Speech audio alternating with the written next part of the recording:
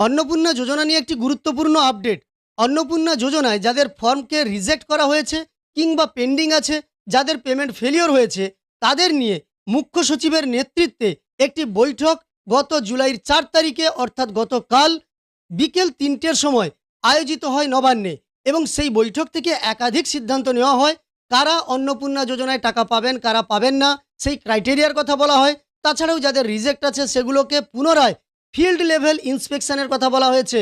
অর্থাৎ আপনাদের বাড়িতে বাড়িতে গিয়ে কিংবা আপনাদের ডকুমেন্টস আবার ফিজিক্যালি চেয়ে নিয়ে সেগুলোকে ভেরিফিকেশন করতে বলা হয়েছে। যাদের পেমেন্ট ফেলিওর হয়েছে তাদের কি হবে, সব কিছু তথ্য এখানে বলা আছে। আমরা এক নজরে পুরো নোটিফিকেশনটা দেখে নেব এই ভিডিওর মাধ্যমে। তাই অনুরোধ করব অবশ্যই ভিডিওটি শেষ পর্যন্ত দেখতে থাকুন। আর চ্যানেলে নতুন এসে থাকলে চ্যানেলটিকে সাবস্ক্রাইব করে পাশে থাকা নোটিফিকেশন বেল আইকনটা অল করে রাখুন। ফেসবুক থেকে দেখে থাকলে অবশ্যই পেজটিকে ফলো করে রাখুন। প্রথম পয়েন্টে দেখুন, এখানে বলা হয়েছে out of 1.62 crores applications received, 1.22 crores application have been approved।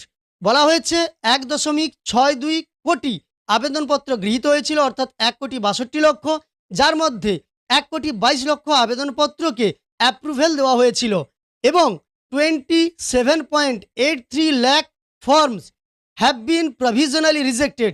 27.83 লক্ষ ফর্মকে আপাতত বাতিল করা হয়েছে বা রিজেক্ট করা হয়েছে।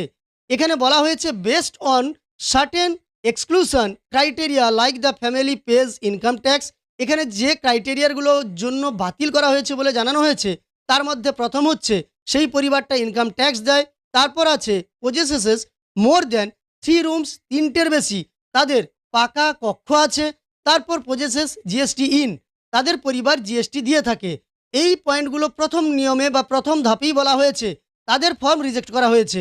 এবার বলা হয়েছে নাও অল সাচ প্রভিশনালি, মানে আপাততভাবে রিজেক্টেড কেসেস, বর্তমানে আপাততভাবে এই বাতিল কেসগুলোকে need to be compulsorily enquire at the field level and recommendation on each and every case needs to be uploaded at the portal.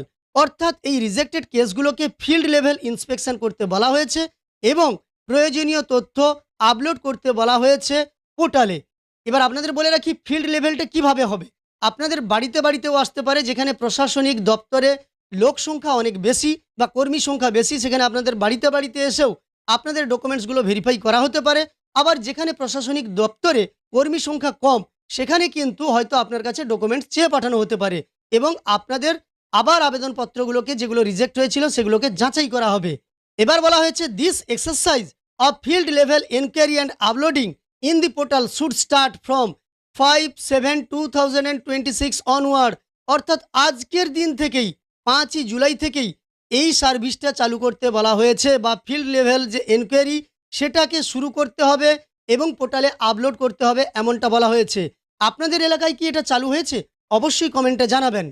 Within 7 days this activity needs to be complete so that no eligible beneficiary remains excluded and their benefits may be transferred to their Aadhaar link bank account। অর্থাৎ বলা হয়েছে 7 দিনের মধ্যেই এই পুরো প্রক্রিয়াটা complete করতে হবে, যাতে যোগ্য কোনো উপভোক্তা বাদ না পড়ে যান, তারা যেন তাদের আধার লিঙ্কড ব্যাঙ্ক অ্যাকাউন্টে টাকা পেয়ে যান, এটাও কিন্তু বলা হয়েছে। 2 নম্বর পয়েন্টে লক্ষ্য করুন, the offline forms received at JKS অর্থাৎ Jankalyan Shibir and earlier need to be digitized. অর্থাৎ জনকল্যাণ শিবির থেকে যে ফর্মগুলো পাওয়া গিয়েছে বা জমা নেওয়া হয়েছে সেগুলোকে ইমিডিয়েট কিন্তু ডিজিটাইজ অর্থাৎ আপলোড করতে বলা হয়েছে, অনলাইন করতে বলা হয়েছে। ইফ নট অলরেডি ডান, যদি সেগুলো না করা হয়ে থাকে, যারা অফলাইনে ফর্ম জমা করেছিলেন তাদের ফর্ম যদি এখনও পর্যন্ত পোর্টালে আপলোড না হয়ে থাকে, এখানে নির্দেশ দেওয়া হয়েছে অবশ্যই ইমিডিয়েট সেগুলোকে আপলোড করতে হবে। একটা নির্দিষ্ট টাইমও দিয়ে দেওয়া হয়েছে, আপনাদের দেখাচ্ছি।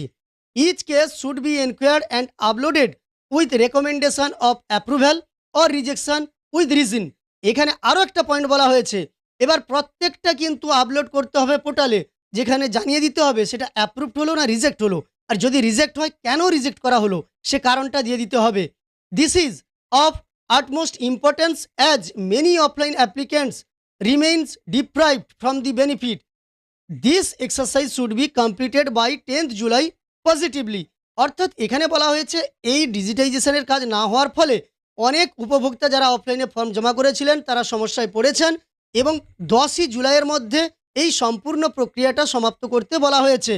তারপর বলা হয়েছে দেখুন ৩ নম্বরে NIC will develop a system in the existing portal for receiving further claims and objections from the applicants which would also be duly enquire into the uploaded.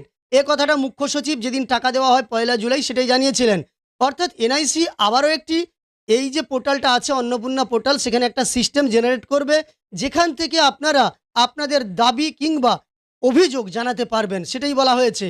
৪ নম্বরে বলা হয়েছে it was reiterated that the exercise of digitisation offline forms enquiry of the provisionally rejected cases and uploading the recommendations should be completed within 10/7/2026।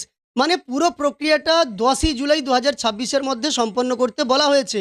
আরও বলা হয়েছে in case there is any bank related failure, any other related issue, the district administration should proactively take up the matter with the banks so that problem of payment failure can be addressed। অর্থাৎ বলা হয়েছে যাদের ব্যাংকে টাকা আসেনি, payment fail হয়েছে, তাদের আধার related কোনো ইস্যু বা ব্যাংক রিলেটেড কোনো ইস্যু যদি থেকে থাকে, তাহলে এখানে অ্যাডমিনিস্ট্রেশনকে বলা হয়েছে তারা যেন ইমিডিয়েট এই বিষয়ে সিদ্ধান্ত গ্রহণ করে বা এই বিষয়টার উপর নজর দেয়, যাতে তাদের কেন পেমেন্ট ফেলিওর হলো সেই সমস্যার সমাধান করা যায়।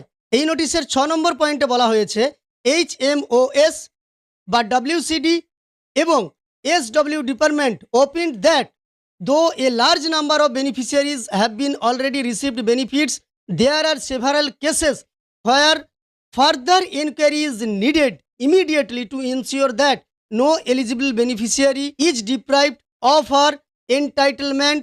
It was also directed that all forms should be compulsorily inquired into and comments should be uploaded so that no ineligible beneficiary figures in the list and no eligible beneficiary is excluded। এখানে পরিষ্কারভাবে জানানো হয়েছে যারা টাকা পাচ্ছেন তাদেরগুলোকে পুনরায় আবার যাচাই করতে বলা হয়েছে।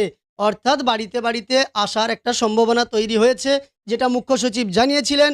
সেখানে কেউ যদি ইনএলিজিবল হয়ে থাকেন, আপনার ৩টের বেশি পাকা রুম আছে কিন্তু আপনি মিথ্যা লিখে দিয়েছেন অনলাইনে ফর্ম ফিল আপের সময় যে ৩টের বেশি পাকা রুম নেই, আপনি টাকা পেয়ে গেছেন, আপনি ইনকাম ট্যাক্স পে করেন, আপনি লিখে দিয়েছেন পে করেন না, এইভাবে ভুল তথ্য দিয়ে যারা টাকা পাচ্ছেন তাদেরগুলো কিন্তু বাতিল হবে, এমনটাই বলা হয়েছে। সেই বিষয়ে পদক্ষেপ নিতেও বলা হয়েছে।